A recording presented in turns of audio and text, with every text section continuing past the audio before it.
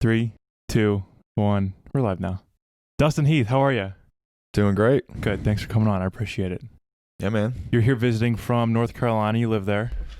Winston-Salem, North Carolina. You just purchased a home. Again, yep. A new home. Yeah. That's exciting. Yeah. I never thought I would have done that so many times at my age, but we seem to just be doing it every couple of years, which is... Is there a reason for that? It's cool. Every home that you get, it seems like you're getting a cooler home. Yeah. I feel like throughout life, your tastes change and like your circumstances change, and your career changes and at least for me, my family's changed. And so all of like our requirements and just likes and dislikes are always kind of evolving. And so every house is kind of like fit for a season. Yeah. What's the house for this season? What does it have that you wanted? Close to the kids' schools.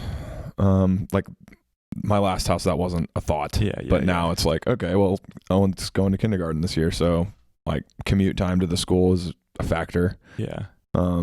My job's changing, so commute time to work is a factor that wasn't before. Right. Multiple kids. We've got 2 now and maybe another one. So like size is make sure that we have enough size for another one if we have one. Right. And then, yeah, even more like less practical and more aesthetic. I think just like our taste and I feel like as we grow and have more time to just be an adult, like we end up saturating ourselves in more content. And so when I was in my 20s, I don't think I knew what I liked or didn't like. Yeah, exactly. Like I was just figuring it out. You're trying to figure out life. But then like when you've owned a house for 10 years and you've moved a couple times, like you start to settle into like, oh, I liked this thing about that, so I'm going to keep that. But I didn't love this thing about that, so I'm going to get rid of that and swap that out with something new. And so then it becomes this more refined set of taste, right? I guess, if you will. Yeah.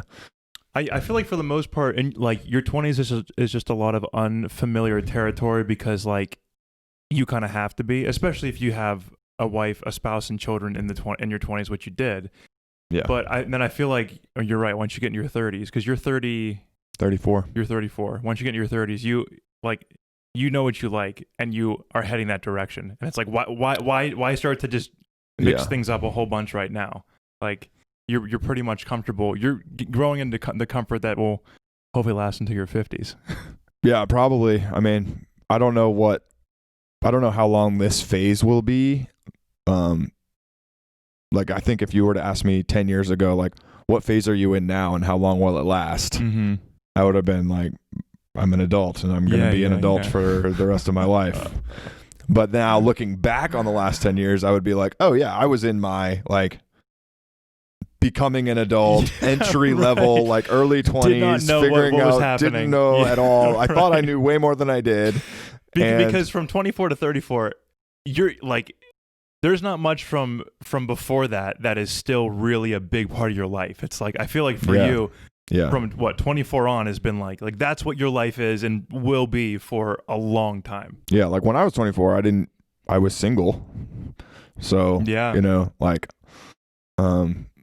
whereas now so much of my life is Holly and the kids and I was doing a totally different job too. So like from 10 years ago to now, like so much is different. I lived in a totally different state.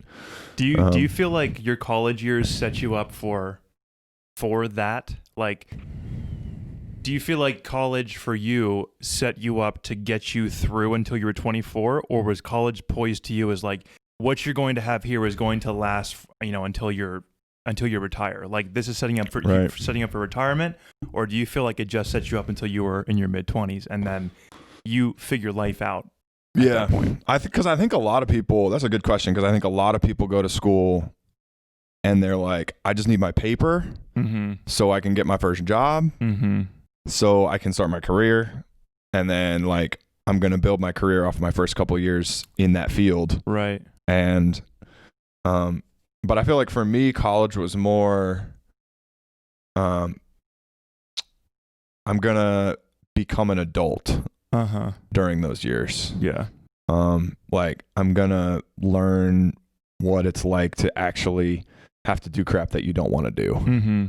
It wasn't just education, it was an experience. Right. Yeah. Yeah. It was a life, you know, and right now with COVID and everything, like a lot of people are kind of going through that, and they're having that debate right now of like, well, you know, if I'm going to have to do school virtually next year, like, do I even want to do it, or do I want to take a gap year? You know, there's kind of this, and then even in this last semester where a lot of students started the semester in person and then finished it virtually, there's been a lot of thought, I think, into like, well, could college be all virtual? Like, is that a thing that people would be interested in and we want to go there? Right. Like, is it just about learning the content and just having everybody distribute it? Or is there this kind of thing about living on campus together and having that college quote unquote experience? Meeting new people. Yeah. It'll be interesting. I feel like, okay, so even from number one, from talking to students in college and in high school who are going into college, right? More and more is going to go online, and I feel like the way our country is, I understand that shift. It'll be interesting to see what the result is from what you're saying of like, if they're not getting the experience of being on your own, of having to grow up and then having to meet new people. Like if they're lacking that, but they get the education 10 years, you know, when they're about to be 30, what does that look like in their life? Yeah. Does it shift them to, like, there were so many lessons that I had to learn, but I learned them in college where it was kind of a training wheels safe space, as opposed to if you do the virtual, do it all from home, then that period of time when you learn those lessons becomes when you're working full time. Yes. And so now, like, you don't have the training wheels. So like your employer becomes a part of that training wheel kind of environment. Your friend group becomes it. Your mentors, if you have some, hopefully, you know, which is not terrible. Like it can definitely be great. Sure. You know, it's not like, I don't know that one is better than the other. I think for me, it was college. It was a brick and mortar college experience, you know, leaving Maine and moving to Western Pennsylvania and spending 4 years, like being 12 hours away from anybody I know. Which is pretty unique for you. You went to college not knowing a single soul. Right. Is that correct? Yeah. And you, is this right too? I remember you telling me. When you got there to take classes, was that your first time on campus? No, I visited. You had visited? I had visited once. Yeah. My junior year. And then, well, I guess no, it was the spring of my senior year. Okay. So I visited the spring of my senior year, and then came back like 8 months later or whatever as a freshman. Yeah. But yeah, I mean, it was 12 hours away. So I didn't have a car. Right. Like I hitched a ride from like a random person I met on the message boards. This was before Facebook. Yeah. Before Facebook. So we had like, is there even a life before there's Facebook? Like a school message board where you would like post blog posts about like, hey, it's just basically a large email. Yeah. Right. Yeah. It was a big email chain. Yeah. There's no social media. No, no one really even had smartphones. Smartphones weren't a thing. This was like 2004, 2005. So knowing what you know about social media now, are you glad that you went through a school experience without social media, or do you feel like that could have even enhanced a college experience for you? I think because like those kids are connected more than ever. Oh yeah, I think for me, like Facebook. I remember freshman year at Grove, Facebook was just branching out beyond like the Ivy Leagues. So like they started and it was just a small number of schools, and then they started opening them up to other schools, and you could like petition to get on the Facebook, I think is what it was called at that time. Yeah. The Facebook. And so it was new enough for us that I don't think a lot of the negatives had really it hadn't become a cultural phenomenon like it is now for kids. So I think it was, if it had been a little bit more immersive during my college experience, I don't think it would have hurt me. But I can't, like, I think of it a lot now because of Owen and Ezra. and I talk to a lot of my pediatrician friends and just people that are dealing with even youth pastors and just, but people that are interacting with just this generation that's growing up like with social media from day one. Yeah, it's almost impossible. We have 10-year-olds that are addicted to social media at 10. Yeah. And it's because, they've had it since they were 8 and like they've just never known technology without it. Like technology to them is social media, which is interesting. Yeah. I mean, a lot of kids don't even know how to use a computer. Like they just use phones and tablets and like they don't know how to type. They just, but like, and that, I mean, psychologically to me, that's a world that I don't know, and I don't want to be overly judgy and just say, because I think every generation does that. And they're like, the kids these days, like, wait till they get older, then they'll learn why all their crap is wrong. And it's like, you were wrong, and like you're outdated, and things change. Yeah, and like the next generation is going to further so many things that your generation just never could. That didn't. They're going to build on top of your successes, and it's going to be incredible. Yeah, absolutely. I mean, I think I was super fortunate to be on the cutting edge of the internet generation. Like I graduated grade school in 2000. Did you grow up with the internet in like your house? In 5th grade, we got a computer that had dial-up. Yeah, right. And as long as no one's using a phone, right? You could in like 7th grade, we were Yahoo search something. Right, we were doing like AIM Instant Messenger in like 7th grade. Like yeah. And I think by 7th or 8th grade, everyone pretty much had broadband. But yeah, I grew up like there were no online video games. Like I was at the cutting edge of like. I mean, I was doing the original Xbox LAN parties where you'd like bring LANs to, that's right, bring Xboxes to each other's house. Yeah. And grab multiple like big rear projection TVs and that's right. Like, yeah. So, I remember. And so now it's just so pervasive everywhere, and that's not necessarily a bad thing, but it's just so different. And I think people are trying to figure that out. What that means. I think communication-wise, it's just become more creative, but it's like, I mean, our kids certainly lack a level of communication that you develop without technology. However, I feel like just inventive-wise and the progression of technology and the progression of how our country is like sustaining itself is incredible, just because of how connected people actually are nowadays through social media, or just through how so many people our age and younger have developed things to actually have people connect, which is crazy. But I feel like there's been a sacrifice of real communication. However, I don't think we've seen the results of that. Like, I don't know if we ever will, or if we'll ever. We might just always be okay with the progression that we're going to more and more technologically based, because if our country's growing and if things are just getting better and people are making more money, like, why would we stop what we're doing?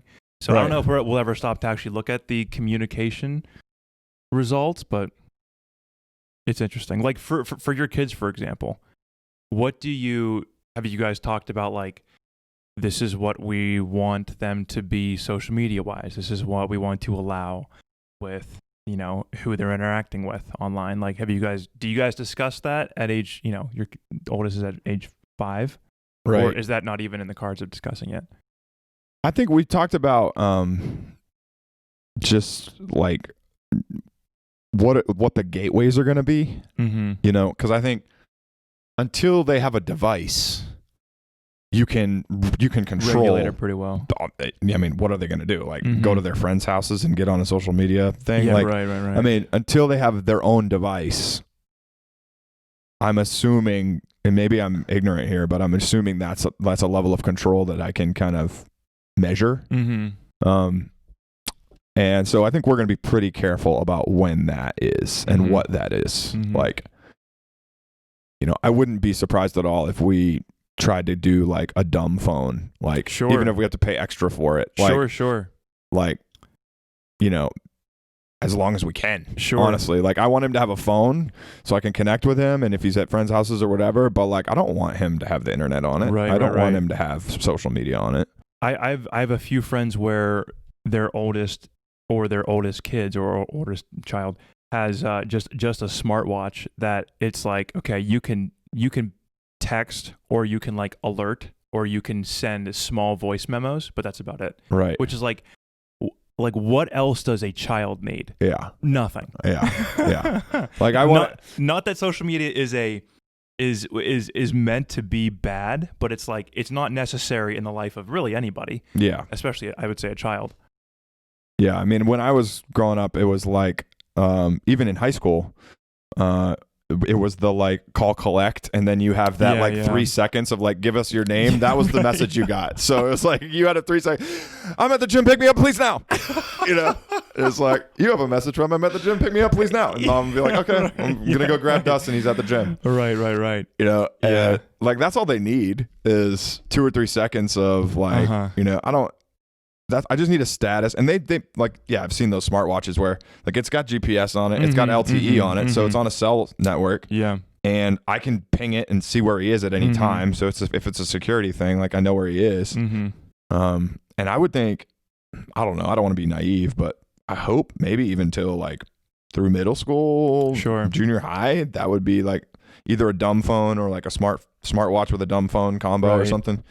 But I don't know. Like I think really what's going to be the instigator for that is Owen, like when he's coming to us and being like, hey, all my friends have it. I'm missing out. I'm right. I want this really bad. And then it's going to be a hard thing for us because like, I don't want him to be the only kid that's not on the thing that everybody else is on. Sure. Yeah. It's tough. So, it's tough when you're like, okay, so you're not, overtly competing with other parents. But in a way you are, because your child is seeing what another child has, which is directly given to from the parent. So yeah, that's interesting. Do you ever, I don't know, again, you probably aren't at this age yet. I wonder if like parents ever go to other parents and are like, listen, can you make sure your kid doesn't bring their phone out around my kid because they just can't stop asking. I'm sure they do. Yeah. And I don't think I ever will. Right. Just because I'm so much like a free market kind of, you're going to do what you're going to do. And it's not my job to judge you, and you can make the parenting decisions that you're going to make.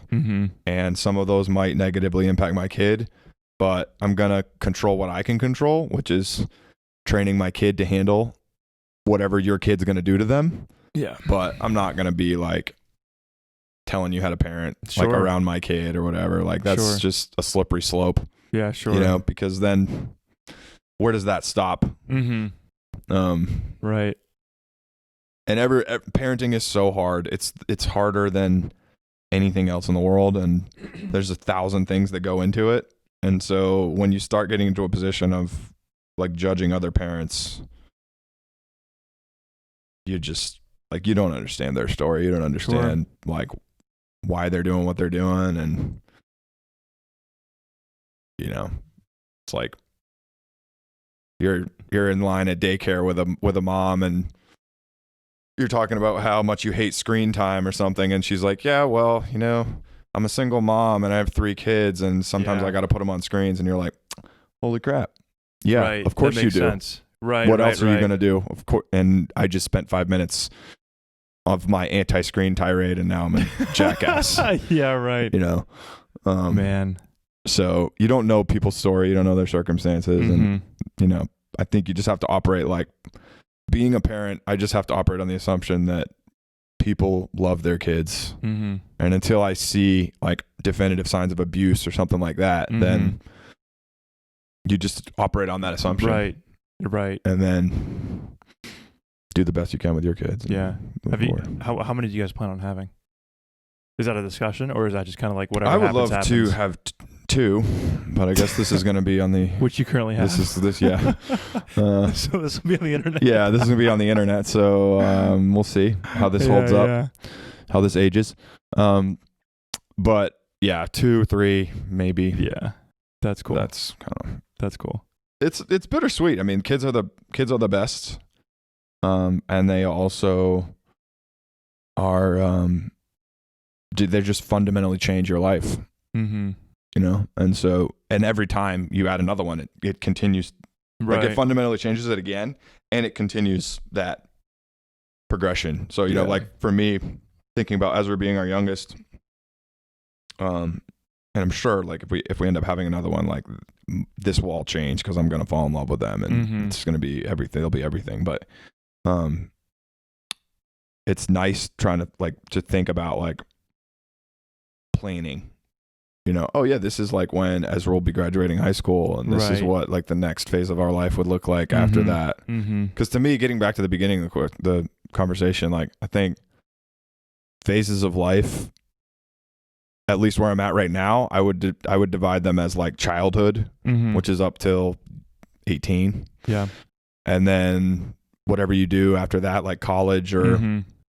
For me, I had a phase of college. Some people go right to work, which is great. And then if you go right to work, or once you finish college, like at least in my experience, that was like the pre-marriage, post-college, like young professional world. For sure. And then, you know, Seinfeld has a hilarious stand-up, and he's like, look, like, married people don't really hang out with non-married people, and then like people with kids don't really hang out with people that don't have kids. Like sometimes you do, and you're still gonna have some friends that cross over, but like by and large, it just doesn't happen. Right. That's been true for me, and I always thought it wasn't going to be. I was always like, oh, I'm going to hang out, you know, because when I was single, I'd be like, how come I can never hang out with any married people? Like no married people ever want to hang out with me. And or at least like it's like, oh, it's 8 p.m. so their night's done. It's like, why would it be done? I can't believe that. So I'll never be like that. You're young. You're 22, 23. Like why? And it's like, get married and you'll know. And then you get married and you're like, okay, yeah, I get it. Yeah. And then you have kids and you're like, yeah, I get it. Yeah. Like it's fundamentally different. It is so interesting. So I got married. I don't even know. This technically isn't later. I guess it was later in the sense of what a lot of my other friends did. But being married at 27, it was interesting how I could see friend groups, not whole groups, but specific people change, and you know, as close I was as a friend, based on life choices, right? So obviously, in high school and even in college, it's like we're all pretty much in this together for the most part. The game changer is relationships and then kids. So when people would get married, you're still friends with that person. Right. But I think just based on the, you know, inability to be as close as you might have been, because there's someone that will never be able to be as close as their spouse. Right. Or when someone has a child, their child instantly is above you. And like, obviously that's okay. But it was so interesting to see so many friends, you know, either fade away or just the relationship would change just based off of a lot of stuff happening in your 20s. Like, your 20s are just crazy, and so much life happens, and no one. This is what I've learned, you know, being at the latter half of my 20s. I'm sure that you can understand this. So many people, I would say most people in their 20s, just don't really know how to handle everything that's going on, because there's so much life happening in this 10-year period, from graduating, you know, a job, marriage, kids, career, moving, leaving your parent. Like so much happens. I feel like we try to make it seem like we got it going on, but like it's just so hard to get through your 20s easily, because so much life happens. But like we said earlier on, that's when you're in your 30s, you start to understand who you are and what you really like, and then you just kind of stick with that. And it seems to me like that's true. I mean, I'm still in my 30s, so I'm hesitant to say like that's going to be true. Sure. You know, I'll be interested to come back and watch some podcasts that you do with people that are in their 40s, 50s, you know, because then they'll be able to tell you like, yeah, that's what I thought. You know? That's what everyone thinks. Like, okay, now I'm going to settle. You know, now I'm in my mid 30s. Now I'm going to settle. And then like, I'll be in my mid 40s and it's like, yeah, I thought I was, but then the next 10 years were absolutely bananas. Yeah, right. You know, but I think you're right about the 20s. I mean, the 20s is just a crazy decade. It's crazy. There's just so many massive decisions being made. Yeah. And you're making these huge decisions, career decisions, family planning decisions, marriage decisions. I mean, these are major decisions. You had said earlier on your work situation's changing based on location. So what exactly do you do, and what's changing about that? Yeah, so I'm an entrepreneur, started a company in 2013, doing cybersecurity, and we do that primarily for the Department of Defense. Our biggest clients right now are Air Force and Army and the Navy. And so, yeah, we do cybersecurity testing for them, and we're starting to branch into, one of the reasons why it's changing is we're branching into doing it not just for the Department of Defense, but also for private customers now. And so to support that, I just started a program called Winston Starts, which is like a startup community in Winston-Salem. And so they have a shared space where like all these different companies get offices. Cool. And it's not, everyone gets their own office. Well, they have an open floor where all kinds of different people collaborate. And then they have another floor. The fourth floor is all open, which is more of your incubator kind of like co-working style space.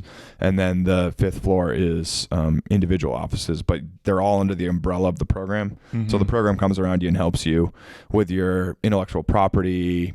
You know, it helps you with making your tech stack decisions, your IT decisions, your legal decisions, your accounting decisions, your HR decisions as you scale from startup to beyond. Right, so I'm excited to be a part of that. Like be a part of that. You know, from one sense of being kind of a mentor, because I've grown a company from 2 people to 22 people. Right. And then on the other hand, learning from people that have taken companies from 22 people to 50 people to 100 people to 200 people. So I was going to ask, is it made up of mostly younger guys, or is it people that have started and gone through multiple businesses? Yeah, I think it's kind of a mix. Good. That's great. Yeah. Yeah. They've got a pretty good diverse community there, and they've got a lot of, experienced entrepreneurs on the management team and the leadership team of it. So they'll be reaching back and kind of helping us, you know, people that have started and sold, you know, multiple companies before. Right. Are startups a pretty big part of Winston-Salem and maybe even where you are in North Carolina, like that region? Like, are startups a pretty big, like it seems like a younger area from my perspective. Yeah. Is that a pretty common thing in your area, is like people wanting to start businesses and wanting to learn how to do that and wanting to connect with people and having community building and stuff like that? That's definitely there's a push for it. You know, I think in some more like the Research Triangle area over like towards Raleigh, the eastern part of the state, has been that for a long time. So that's like a developed entrepreneurial center. And then the Triad, which is on the western side, where Winston-Salem is, like they're trying to build that. And so there is a lot of young people, and there's a lot of new downtown revitalization going on, and a lot of new businesses coming into downtown, and they're really trying to build that community. And I would say it's definitely happening. Yeah. But it's almost in the entrepreneur phase of as a city, actually, even like of it kind of just exploding. Yeah. So it does feel really young. It feels exciting. There's a lot of energy. Sure. There's a lot of investment and interest. Have you seen the events of the past 4 months of coronavirus kind of hurt that, or are people still pretty eager to live out their dream, I guess? I think it's definitely hurt it. Yeah, I mean, I think there's still the emotional optimism, but there's so much. I mean, uncertainty is really hard on entrepreneurs. Yeah, because they're all in. Well, they're all in, and they're so they're not self-sufficient yet. You know, like small changes can have profound impacts on them. Sure. Not to say that like Carnival Cruise Lines, which is the opposite of an entrepreneur, like that they aren't impacted by it too. Sure, because major companies are being impacted by. But they have systems set up to where like, okay, they'll probably be 4 things can happen until maybe the 5th thing breaks it. Whereas a lot of these younger guys or young startups are like, we got one thing. Oh goodness, this guy quit. Yeah. Well, now I got to work twice as hard. Yeah, I was just talking to a guy that just started a donut shop, in Winston. And he was like talking to me about, I think we're going to have to let a bunch of staff go. And he's like, it just means me and my wife are going to have to like sling donuts like 7 days a week. Man. And it's like, that's that's the entrepreneur life. Like, yeah. the revenue is what it is, and it justifies X number of employees and their insurance and their fringe and everything. And so when things get tight, like, you just work more. Yeah. Or you just have to make harder decisions or whatever. Like, there's you can't just go get more equity, or you can't just go get another loan and keep your people on. Like, because a lot of times that's not available to you as a small startup. So it's like, you just work harder. Right. And that's, I mean, in so many scenarios, like, your only decision is to work harder, which is really, because if you don't, okay, then your family's coming down with you, and like, then you don't want that to happen. Yeah. So or you have to just shut it down. Yeah. You know? Yeah. And then you go work for somebody else. Let's just end this. Right. Yeah. Oh man, it takes a lot of guts. I mean, good. Like, obviously, you started your company at what age? Well, 2013. So 30, or let's see, I was born in 85. So 27, 28. Yeah. So for you, recently married, obviously kids were going to be on the way, and you were willing to take that risk. But like, you also knew what you were doing. It was a calculated risk. Yeah, I mean, it was an industry that I had already spent, since 2008 in. So I graduated in 2008, and then I had been working in defense ever since. And I had the benefit of starting it with an awesome partner who was already in his 50s. So he was able to provide a lot of emotional stability and to some degree financial stability. Although, I mean, it was totally bootstrapped. It was like, hey, we're doing this thing. We've got this much money to start it with. And like you said before, like, it's not like we have like four things can go wrong. It's like one thing can go wrong. Like, like, we've got this amount of money, and if we run out, that's it. Like, I go find another job, and you go find another job, and like, we go work for somebody else. Like, we tried, we did our best. And so then you do that, and you just work your tail off until you get the first thing, and then that lets you hire one or two guys, and then you do that, and that lets you hire one or two guys and gals, and then you grow. And there's still, with that, you get a little bit more stability for sure. Like, it's not like you're one mistake away. You might be 2 or 3 mistakes away. But everything's bigger, So like, when it was just the two of us and an invoice didn't come in on time, or, we didn't have quite enough work, we would just, it's kind of like the donut shop example. It's like, well, you just work harder and you get paid less. But then as soon as you get your first employee, it's like, they're not going to just work harder and get paid less. That's right. They're an employee. That's right. They're not a founder. So now it's like, well, they're getting paid no matter what. And then there's still a little bit of flexibility because we can still not pay ourselves, which that happened for a long time. Sure. Our employees always got paid first, and then we got paid last. But as your payroll gets higher and higher, like when we went from $10,000 a month of payroll to 20 to 30 to 40 to 50 to 60 to 70, like, now you're talking about risk on a totally different degree, because it's like, okay, I've got to come up with $70,000 to pay everybody this month. Yes. Is that where accountability becomes insanely huge in business? Because like, so not only do you have to keep yourselves accountable, but now you have to keep people accountable, because you know that you're paying them to do a job that they have to do. So how did you see your accountability structure change from just the two of you to, you said you have 20, are there 20 people working for you at this point? 20 full time. And then we've got 3 or 4 part time. So, I mean, in a brief, whatever, because I couldn't imagine the accountability that has to take place for a company like that. Yeah. Which started again with just 2 people, and now, okay, like if you're handling in the, hundreds of thousands, if not up to millions of dollars, the accountability aspect just has to be there. Yeah. It's I think you start with all of the best intentions of, we're going to do everything by the book. We're going to do everything formal. We're going to have all these formal accountabilities in place for everything. And then, in reality, what has ended up happening is like, you do that and you do it as well as you can. And then you realize that there are breaking points of every like, like for instance, it's like, yeah, there's an awesome accounting system out there that like Bank of America uses, but it's $30,000 a year. So like, we can't have that accounting system. We have to have QuickBooks. That's like $200 a year. Right. And we're going to use that until it maxes out, but it reaches its stretching points at different areas for different reasons. And then you're like, okay, so what's the accountability system for our accounting system? It's like, well, we're stretching it at the seams. Like it really shouldn't be still doing what it's doing, but we can't quite afford to go to the $10,000 a year thing. We're still doing the $200 a year thing.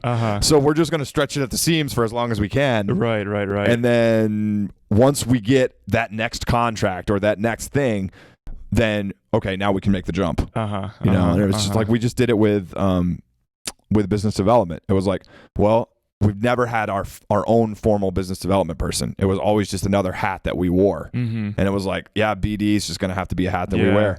You just juggled it somehow. Right. And it got to the point where it was like, look, this stuff isn't happening. Like this business development pipeline generation isn't happening because it's the hat that none of us really want to wear. And so we put it on every now and then because it has to happen. But we're not really caring about it enough. We're not really pursuing it enough. We're not following up on leads well enough. And so we got to the point where we were like, all right, let's just take the plunge. Like, let's invest in someone to wear that hat. And that's the only hat they're going to wear. And hope that works. Now, would you ever, in a situation like that, did you calculate out, okay, this is how much we're losing by not having this person. This is how much it's going to cost to get this person. Yeah, let's make a decision based on the numbers. Like, is that a numbers-based decision, or is that just a, hey, for all of our sanity, we just got to do this and just eat the cost type of thing? I mean, you definitely run those numbers, and that's why COVID has been so crazy, because you're always running those numbers. And then with COVID, it's like, well, what do the projections look like if COVID is canceled in July? What do they look like if COVID's canceled in October? What do they look like if COVID is still full swing going and people aren't traveling 12 months from now? And it's like, well, every single one of those scenarios drastically changes what happens to us. Like, are our guys traveling at all? Are they able to go on tests? Are they able to travel to customer sites? Are they only able to work remote? Like, you're talking about swings of in our base, like direct labor, like our ability to bill clients, like 30 or 40% of our total revenue swings, depending on whether our guys can travel or not.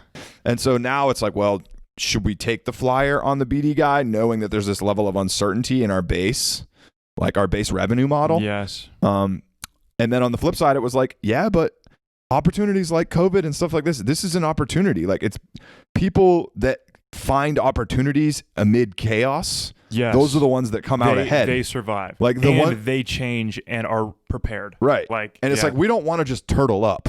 We sat down and looked at it and we were like, look, we could turtle up. We could just batten down the hatches, not make any risky moves, not do anything. Let's just keep the cash on reserve. Like, let's ride this out as long as we can, keep our employees as stable as possible. And then we were like, yeah, but like, there's opportunities happening every day right now, because businesses are going out, competitors are going out of business. That's right. Like, and there's so much changing. Yes.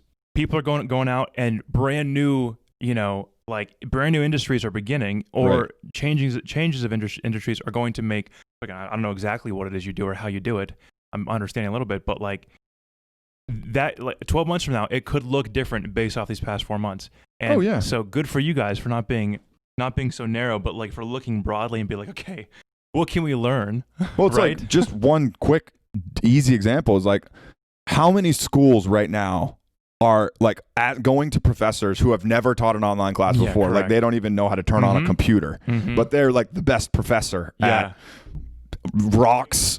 African rocks. They've been doing the same thing since the 80s, and they haven't changed, but they're brilliant. But they're brilliant at it. And now they're like, their college is going to them and being like, you have to teach this African geology class online. And they're like, I don't even have an email address. So what are you talking about? Like, it's happening in universities. Yeah. In universities. And that begs the question. You are a university with X number of endowment in the tens of millions, if not billions, for some of these. And it's like, you weren't fully prepared for a situation like this. Oh, it's incredible. It is incredible. And there's opportunities there. There's crazy opportunities there because you've got all this money that's been in higher education, that's been, this bubble that's been going for a long time. Yeah. And they all have these new requirements now. And everybody's like been using Zoom, and then Zoom's fundamentally insecure. Yes. And people are now scared about using Zoom because it's just getting hacked and taken over and crazy stuff. And so there's like security for mobile, like video conferencing type things. That's a whole emerging market right now that's exploding. Yep. And there's this whole like, okay, how do I take my class that I've always taught for 30 years in person and make it not just like a check in the box online, but like really good. Right. Like really good. Making it creative. How do I make it creative? How do I do labs without a lab? Like, how do I do these labs at home that are good? Like, and so we've been, that's one of the things we're looking at doing is like helping computer science majors or professors like do virtual labs. Yeah, that's awesome. That like, they're used to going to the computer lab and doing it in person and showing but like, what can we do to help make this virtual lab setup better? That's just one example of like, if you rack your brain and you think like, okay, how is COVID changing the landscape? What's emerging? And then you identify one of those loopholes and you can help people solve a problem. Like, there you go. That's revenue. Do you see the higher education system based on what's happened with COVID? A lot of parents saying, okay, forget that. What do you want to do? Let's either go the trade route, or do you see, I mean, it sounds like this is what you're talking about.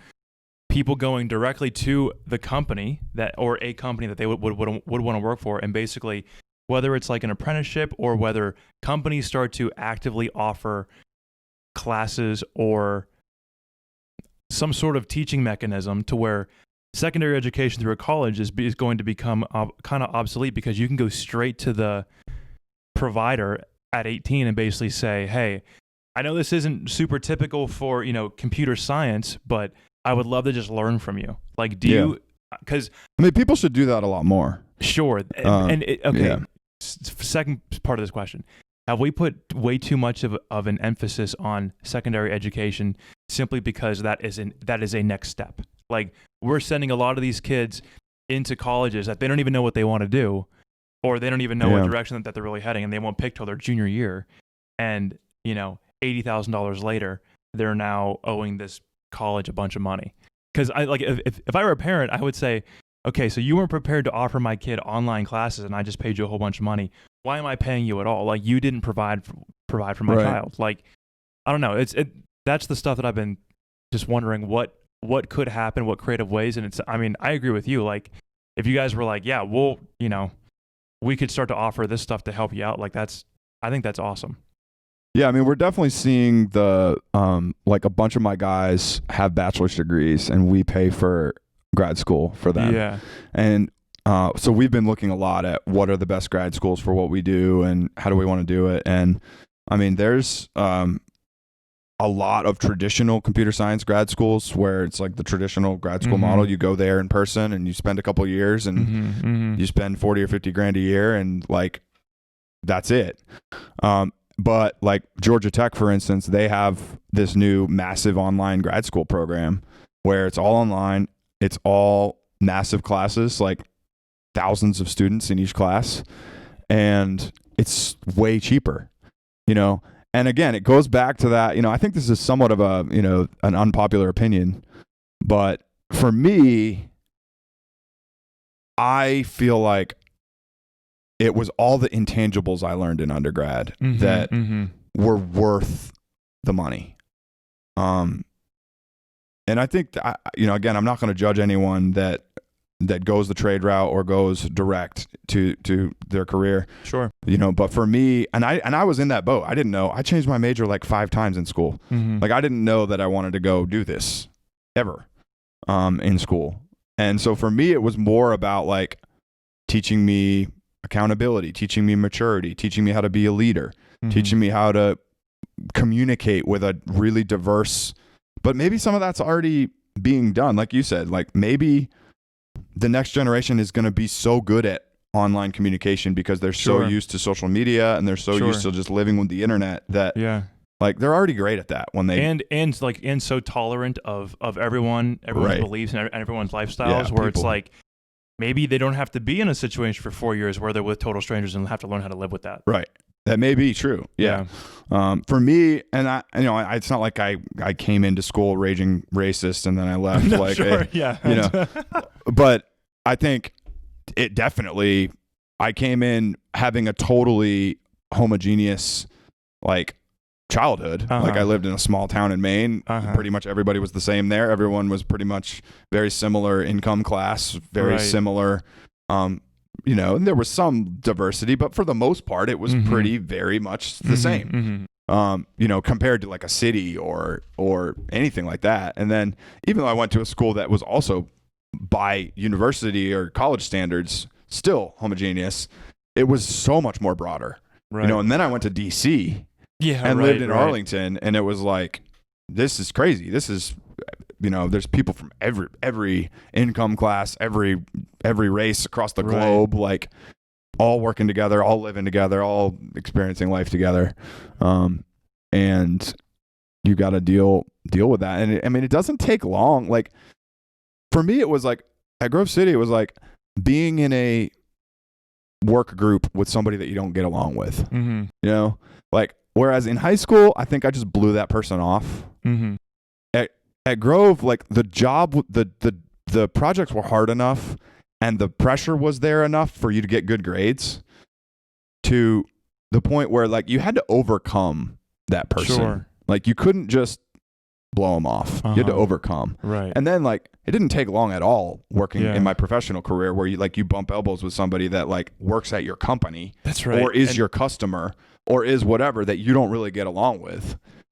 And now you need that skill. That's right. And you need that skill right then. That's right. You can't develop that skill 6 months from now. Right. Like, because you're already going to trash that relationship if you're bad at it.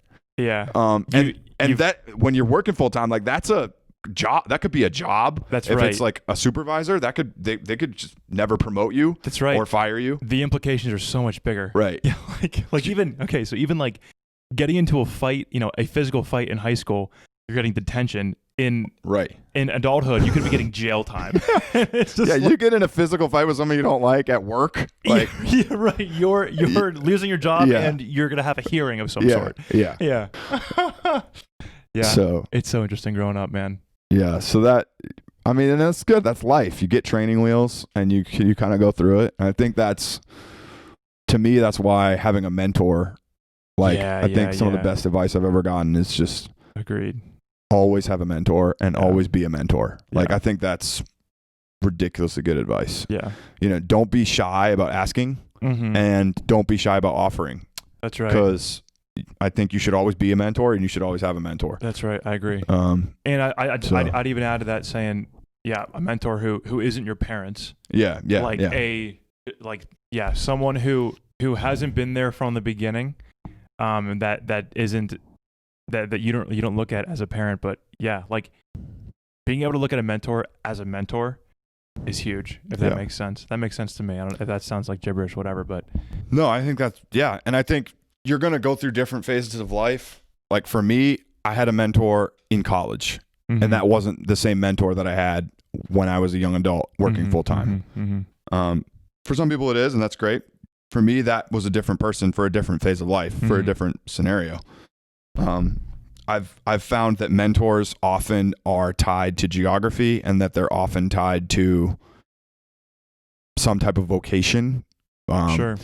Not necessarily, because I've had great spiritual mentors that have transcended vocation and geography.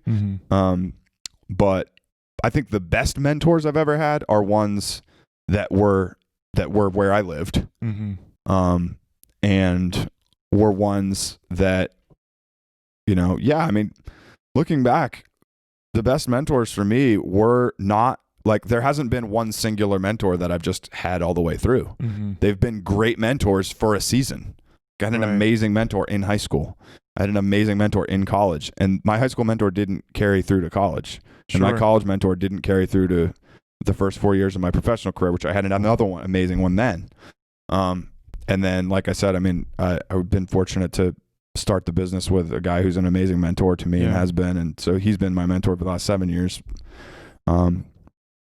But yeah, that's one way you can kind of keep up.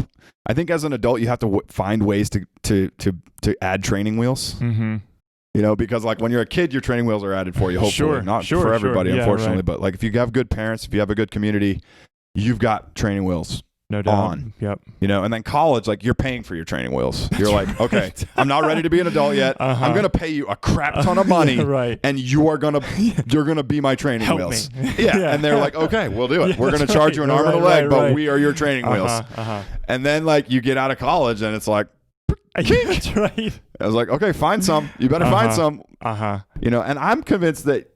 Like, you don't ever reach a point where you really know how to ride the bike. No. Like, I would agree with that. You always need to be looking for training wheels. Yeah. The moment you stop learning or even stop asking for help, is the moment there where you've lost touch with something. Right. Right. Like, that's the moment where you think you know how to ride a bike, but you're really careening down a hill out of control. That's exactly right. Yeah. And then if you don't have the self-awareness, then you're eventually going to crash, and it's just not good.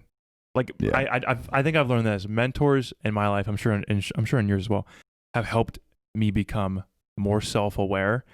Not necessarily like take ownership over my decisions, but they just help me become self-aware to make good decisions. Yeah, they bring perspective. Yeah, a good mentor brings perspective. Like, get ready, dude, because you're about to go down a steep hill. That's right. And you're like, oh, cool, because I never would have known that. Like, you know, first year of marriage, buckle up. It was really hard for us. Like, oh, cool, because I thought marriage was just going to be awesome. Like, I finally found the love of my life, and we decided to do it. And like, of course, it's going to be great. It's like, yeah, it's going to be great, but statistically, like by far the most number of divorces happen in year one. Yeah, that's true.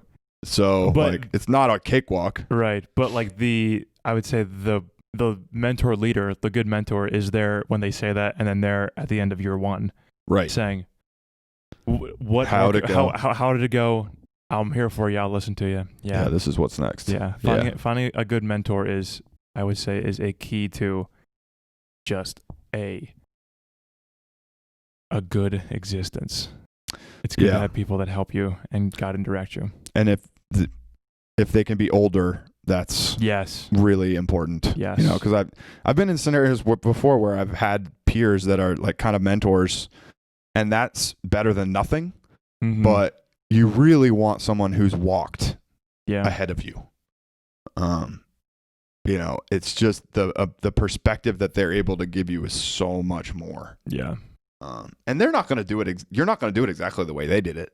Sure. So it's never going to be I walked here, here, here, and here. And then you're like, so okay, cool. I'm going to walk here, here, here, and here. Right. You know, but like my mentor from college, one of the things he said was, you know, I'm going to tell you this, you should finish grad school before you have kids. Mm-hmm. And at the time I was like, I'm so busy. I don't want to do grad school. And he's like, you think you're busy now? Yeah, right. You're not busy now.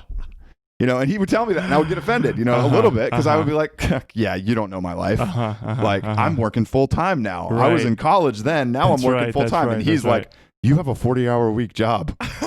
You're not married. You have weekends off. You have weekends off, and you don't have kids. Yeah. Like, you can sleep in.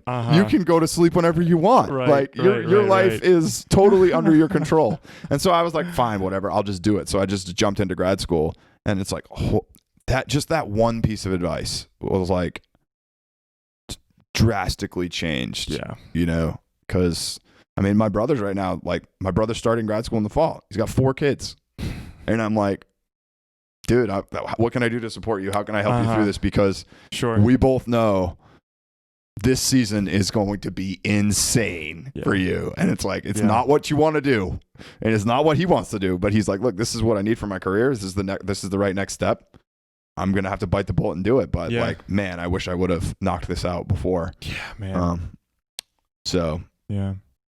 That's huge. Anyway. Yeah. Well, hey, listen, we're going to close out the show here. Cool. It's been an awesome conversation. I got 10 question fire round questionnaire. First thing that comes to your mind, if it's something interesting, we can chat about it for a sec. But here we go. Best advice you've ever received. I think I already said it. Have a mentor, be a mentor. Beautiful. Person you would switch places for a day. Just for one day. For one day. I'll do Trump. Okay. Any particular reason? I think being president for one day would be pretty cool. Yeah. Not 2, but 1. Not 4 years. Not 1 year. Not right. 1 month, but one day. Right. Like, yeah. Yeah. I agree. That'd be cool. Third favorite movie of all time. New Hope. Okay. Love it. What did you want to be when you grew up? I wanted to be a coach. Of? Basketball. For what age group? I'm not sure that it was that specific, but probably high school. Cool. Yeah. Sweet. Yeah. Maybe that'll happen. I was going to say, that's still not out of the cards. Could. Someone from history who's dead that you would want to talk to. C.S. Lewis. Wow. That's a great one. Yeah. What's your favorite book by him? I mean, Mere Christianity is like the go-to, Sure. but I think maybe Last Battle. Yeah, I'm going to go with Last Battle. Cool. Proudest accomplishment? Being a dad and being a husband. Yeah. What is your primary use for social media? I try to avoid social media as much as possible. Good for you. Yeah, you're not too active. I'm out of choice. I'm trying to have. Actually, we're doing this new business development thing, so I'm on LinkedIn now, and we're upping our company presence there and stuff. So I'm getting it somewhat into LinkedIn, just from business necessity. Yeah. But like checking my friends' birthdays. I guess like on Facebook. That's cool. I mean, I really try to avoid it. Yeah. One food that you can't stand. Banana. Dustin in 10 years. 10 years. Owen will be 15. Basketball coach. I love that. All right, man. Thanks for coming on. I appreciate it. Good chat.